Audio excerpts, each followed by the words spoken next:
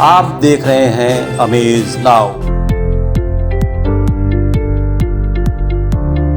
नमस्कार, मैं हूं अरविंद श्रीवास्तव। अमेज नाउ की खास प्रस्तुति इनसे मिलिए में आज आप सभी का स्वागत है।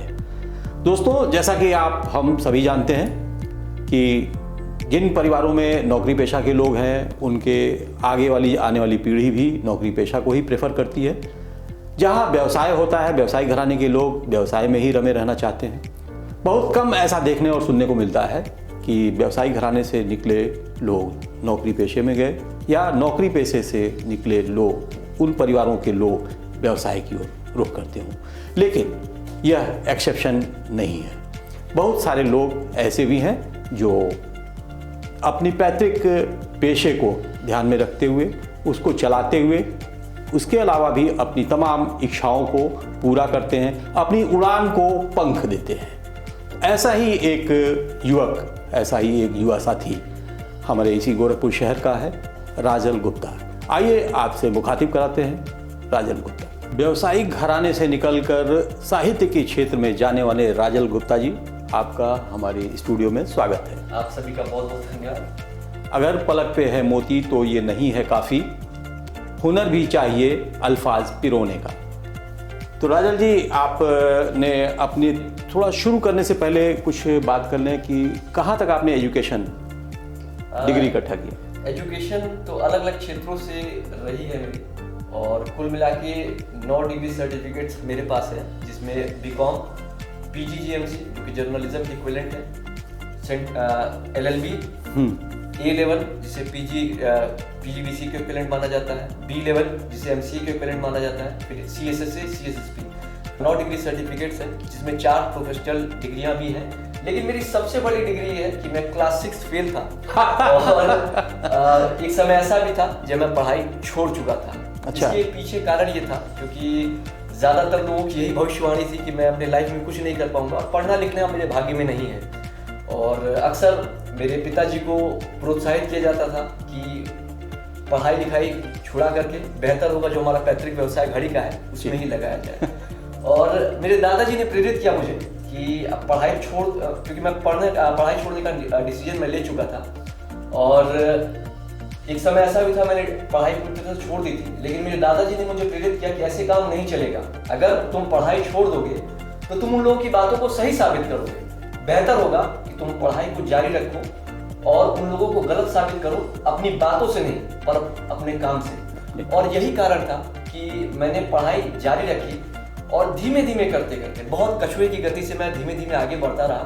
और यही कारण था कि उन लोगों को प्रमाणित कर दिया कि वो लोग कहते कि मैं हाई स्कूल इंटर तक नहीं पहुंच सकता। ये बीच में मैं आपको रोकूंगा, याद दिलाऊंगा कि जैसा कि हमने सुना भी था कि आपको साइकिल चलाने में भी डर लगता था। जी, जैसा मैंने बताया कि ऐसा क्यों? जी, क्योंकि अक्सर हमारे समाज में एक धारणा बनी है कि अगर लड़का पढ़ाई लिखाई में अच्छा नहीं है तो जीवन में कुछ नहीं कर सकता है। तो इतनी ज़्यादा दबाव था मेरे घर में। सब लोग अच्छे पढ़े लिखे थे, मैं एक बहुत अच्छे परिवार से, 100 साल से भी पुराना हमारे घड़ी का परिवार था। और क्योंकि मैं इकलौता लड़का था अपने माता पिता का, तो एक बड़ी अपेक्षाएं थी उनकी भी और लोगों का भी एक था। तो एक दबाव मेरे पर बन रहा था। स्कूल एक बहुत शहर के बहुत अच्छे स्कूलों में पढ़ा, वहाँ पे भी था कि अच्छे नंबर लाने हैं, अच्छी चीज़ें होनी। तो कहीं ना कहीं आत्मविश्वास कम होता गया। जो और बच्चों के लिए जो सामान्य चीज़ें थी, जैसे साइकिल चलाना, खेलना कूदना, आत्मविश्वास के साथ बात करना, वो चीज़ें मेरे लिए बड़ी कठिन थी। और इतना ज़्यादा आत्मविश्वास कम था कि मैं 16-17 साल की उम्र तक भी साइकिल तक नहीं चला पाता था। लेकिन मेरे दादाजी ने मुझे प्रेरित किया। मैं आज जो भी हूँ, मैं खुल के कहता हूँ, मैं अपने दादाजी की ही बदौलत हूँ। साइकिल में नहीं चला पाता था, संकोच में नहीं कर रहा हूँ, एकदम ये सही बात है। इसलिए मैं साझा कर रहा हूँ कि बहुत सारे लड़के आज भी मेरी जैसी स्थिति में होंगे, जो सोचते होंगे कि अगर लाइफ में पढ़ लिख नहीं पाए तो जीवन में कुछ नहीं कर पाए। बहुत अच्छे संस्कार हैं आपके। तो जब मैं एक बार मैंने सोचा कि मैं मोटरसाइकिल चलाना सीखूं, तो मैंने किसी से चर्चा की, तो उसने कहा यार साइकिल चलाना ढंग से नहीं तो मोटरसाइकिल क्या सीखोगे।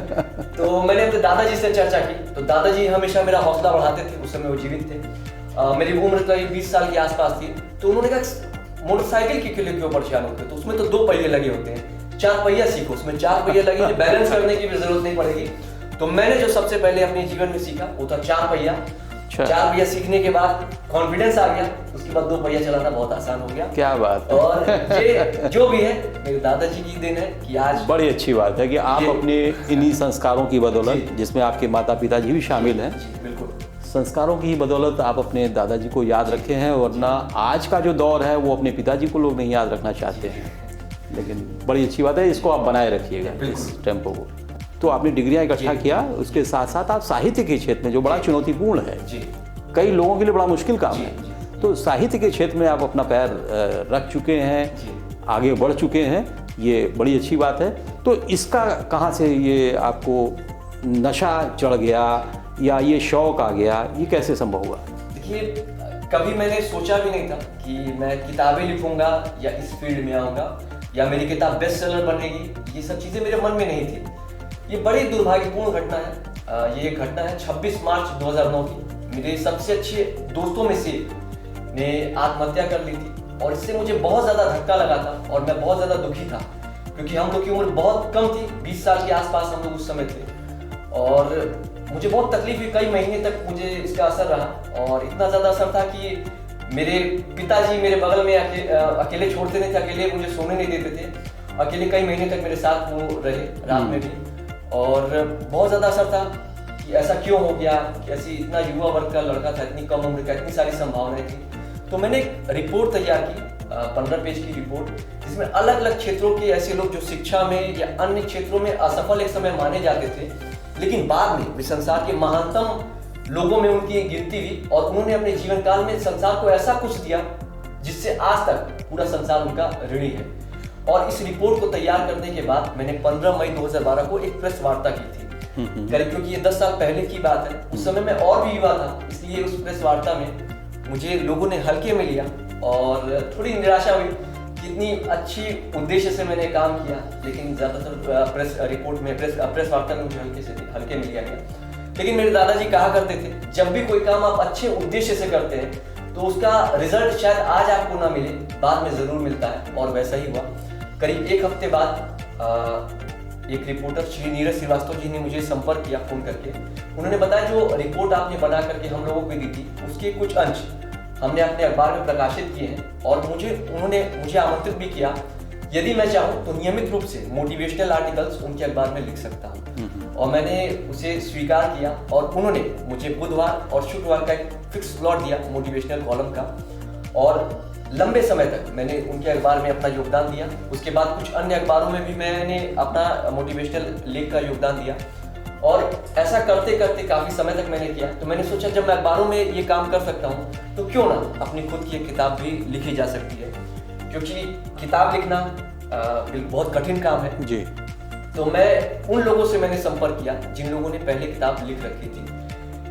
जब मैं उनके पास गया तो उन्होंने कहा, यार जो लिख रहे हो वही बढ़िया है, किताब लिखना कोई बहुत आसान काम नहीं है और बेहतर है जो कर रहे हो वही करो। क्योंकि मैंने डिसाइड कर लिया था कि मैं अपनी किताब लिखूंगा।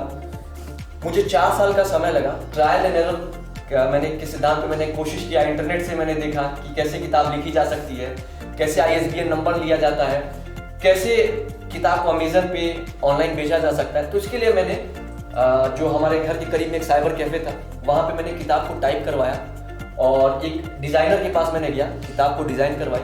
और उसके बाद जो एक प्रिंटिंग प्रेस थे जो पहले जिनसे हमारा परिचय था, उनके पास जाकर के हमने किताब छपवाई, खुद छपवाई। और अमेज़न पे मैंने फ़ोन किया हेल्पलाइन नंबर पे कि किताब को कैसे बेचा जाए, और वहाँ पे संपर्क करके मैंने अपनी पहली किताब राजनीति, मेरी सोच मेरे विचार, जीवन से मैंने क्या सोचा। किस थीम पर आधारित थी वो किताब? पहली जो मेरी किताब थी राजनीति, उसका सब टाइटल था मेरी सोच मेरे विचार, जीवन से मैंने क्या सीखा। उसमें मैंने अपनी असफलताओं के बारे में कि क्या क्या मैंने असफलताएं देखी, क्या क्या मैंने गलतियां की और क्या क्या मैंने अपने जीवन से सीखा, क्या क्या मेरी सोच रही अब तक के जीवन काल में। मैं एक उदाहरण प्रस्तुत करना चाहता था अपने युवा साथियों के लिए कि मेरे जैसा लड़का जिसे समाज असफल मानता है या इतनी सारी गलतियां करता है, एक बेहतर तरीके से जीवन जी सकता है और एक अच्छे मुकाम तक पहुंच सकता है। उसके लिए मैं एक एग्जाम्पल सेट करना चाहता था और उसी उद्देश्य को लेकर के मैंने किताब लिखी थी और उसे मैंने प्ले स्टोर पर भी शेयर किया था ताकि जो लोग किताब नहीं खरीदना चाहें वो निःशुल्क रूप से उसे पढ़ सकें। बहुत अच्छा रिस्पांस रहा, बहुत सारे लोगों ने उसे अच्छे तरीके से लिया, काफ़ी प्रोत्साहन मिला और इससे मुझे आगे की किताबों को लिखने का एक आधार मिला। बिल्कुल।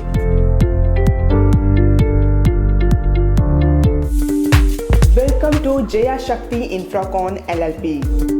5 अलग अलग साइट्स चल रहे हैं गोरखपुर और बस्ती जनपद में। हर प्रोजेक्ट पर पाएं कम दाम में प्लॉट या बनवाएं अपने सपनों का आशियाना।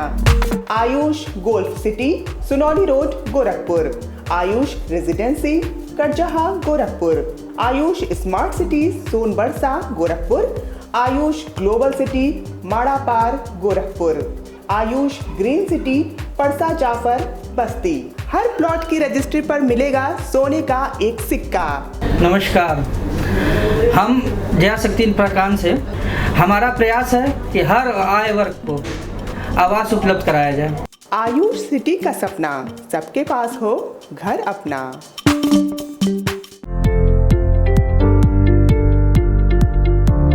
राजल जी, आपकी बातों को मैं सुन रहा था, बड़ा प्रभावित हुआ और हमको लगता है कि आज का जो युवा वर्ग है, युवा साथी हैं, वो आपसे बड़े प्रभावित होते होंगे आपकी बातों को सुनकर। जब आपकी बातों को सुन रहा था तो मुझे एक बहुत पुराना कोई फिल्म, उसकी डायलॉग याद आ रहे थे। वो विश्वनाथ फिल्म का कि जली को आग कहते हैं, बुझी को राख, और जिस राख से बारूद बनती है उसे विश्वनाथ कहते हैं। तो हालांकि वो विश्वनाथ बल्कि राजल, तो आप में वो बारूद है जी। वो आपने अभी सच कर दिखाया है अपने दादाजी के प्रेरणा से। तो दूसरी किताब पर हम लोग बात करते हैं। दूसरी किताब आपकी कब और किन परिस्थितियों में कैसे आई? पहली किताब, जैसे मैंने बताया, खुद पर केंद्रित थी। खुद को एक उदाहरण के रूप में प्रस्तुत करना था युवाओं को के लिए कि अगर मैं कर सकता हूं तो आप भी कर सकते हैं। दूसरी किताब मैंने ये सोचा कि कुछ ऐसी चीज लिखी जाए जिसकी जरूरत सभी को हो और जो सभी के काम आए।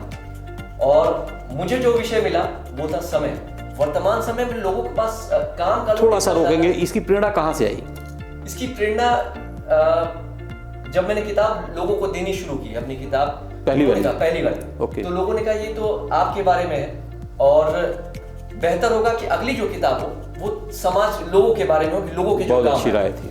तो मैंने उसको टारगेट किया और उस पर मैंने रिसर्च किया कि ऐसी कौन सी चीज है जिसकी जरूरत सभी को है और जो कि सभी के लिए समस्या की समान इस समय है। जो मेरे सामने जो विकल्प आया सबसे उभर कर वो था समय का प्रबंधन। क्योंकि वर्तमान समय में काम का लोड इतना ज्यादा बढ़ता जा रहा है, सबके पास सीमित 24 घंटे ही है और काम का लोड दिन प्रतिदिन बढ़ता ही जा रहा है। जो हमारी व्यस्त जीवन शैली है उसमें बढ़ता जा रहा है। उसके लिए मैंने सोचा क्यों ना टाइम मैनेजमेंट पे किताब लिखी जाए, उस पर रिसर्च किया जाए और उसको आधार बना करके मैंने राजनीति टाइम मैनेजमेंट नाम की किताब लिखी। ये वर्ष 2017 में मैंने किताब लिखी थी और शुरू में जब मैंने इस किताब को कंप्लीट की थी तो मात्र 76 पेज की किताब थी। और इसमें समय प्रबंधन से जुड़े हुए सबसे जो श्रेष्ठतम विचार जो मुझे मिले, इसमें दर्जनों किताब का अध्ययन किया, अनेक स्रोतों से, इंटरनेट से, तमाम जगह से जो समय प्रबंधन से बेहतरीन विचार तो थे ही थे। साथ ही साथ समय प्रबंधन के मेरे जो अनुभव रहे कि मैंने समय प्रबंधन के बारे में क्या सीखा और मेरे लिए क्या कारगर रहे, उसको मैंने एक पूरी किताब के रूप में संकलित किया और 76 पेज की अपनी किताब पूरी की, जिसका नाम था राजनीति टाइम मैनेजमेंट, की वर्ष 2017 में मैंने इसे पूरी की थी और आज ये बहुत सफल है और मेरी सबसे सफल किताब में से। तो दोस्तों, आपने देखा कितनी मज़ेदार, कितनी रोचक और व्यवहारिक बातें हुई कि समय का पता ही नहीं चला, जबकि अभी बहुत सारी बातें बाकी हैं। राजल गुप्ता कैसे पहुंचे महामहिम राज्यपाल तक, क्या संदेश आया उपराष्ट्रपति वेंकैया नायडू का और कितनी प्रशंसा मिली सीएम योगी आदित्यनाथ से, इन सब बातों के लिए हमें अगले एपिसोड का इंतज़ार करना होगा। तो हम सब को इंतज़ार होगा अगले एपिसोड का। इनसे मिलिए। तो हमें दीजिए अनुमति। नमस्कार।